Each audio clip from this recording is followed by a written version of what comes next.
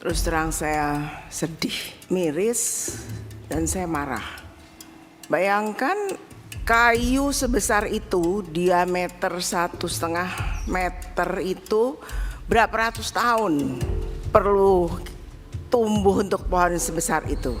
Kami tidak mau hanya sekedar moratorium. Moratorium tuh besok-besok saya hidupin lagi. Tapi dihentikan, nggak usah ada lagi itu pohon-pohon besar yang dipotong-potong. Kita setuju semua ya teman-teman ya. Ketua Komisi 4 DPR RI Titik Soeharto mengaku geram sekaligus sedih melihat adanya truk pengangkut kayu gelondongan yang melintas hanya 2 hari setelah banjir melanda sejumlah wilayah.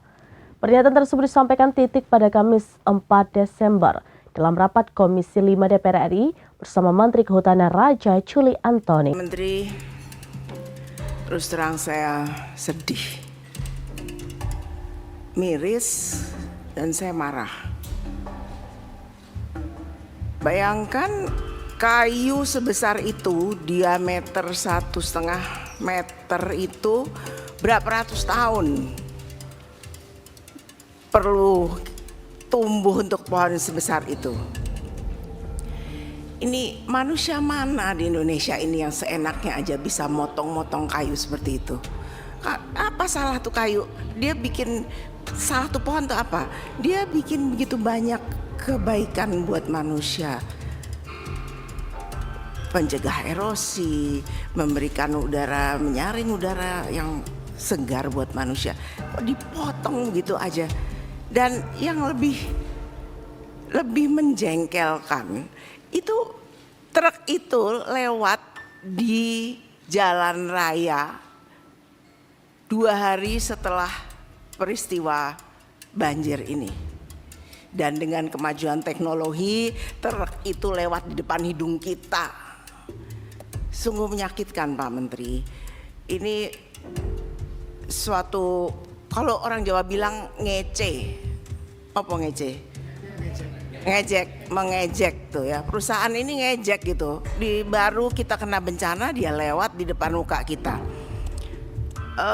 Ini suatu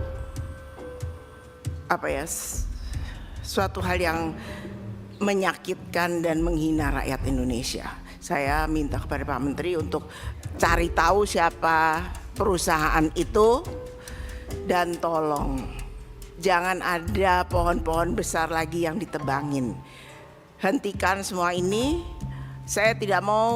Kami tidak mau hanya sekedar moratorium. Moratorium tuh besok-besok saya hidupin lagi. Tapi dihentikan, nggak usah ada lagi itu pohon-pohon besar yang dipotong-potong. Kita setuju semua ya teman-teman ya. Kemudian itu ada pohon-pohon juga yang sampai memenuhi pantai, memenuhi sungai. Itu kan bukan hanya itu akibat apa? Ya tadi Pak Alex bilang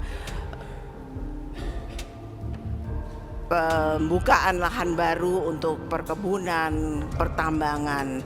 Ini harus diperketat lagi untuk syarat-syaratnya. Jangan kita biarkan gitu saja.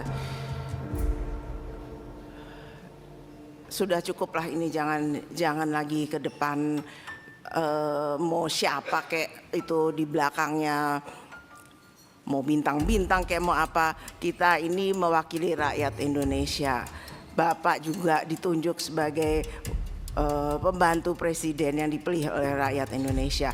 Kita tegakkan hukum yang setegak-tegaknya. Siapapun itu kalau memang merugikan bangsa dan negara, merusak tanah dan hutan kita, ditindak aja. Bapak nggak usah takut-takut. Kami di belakang Bapak.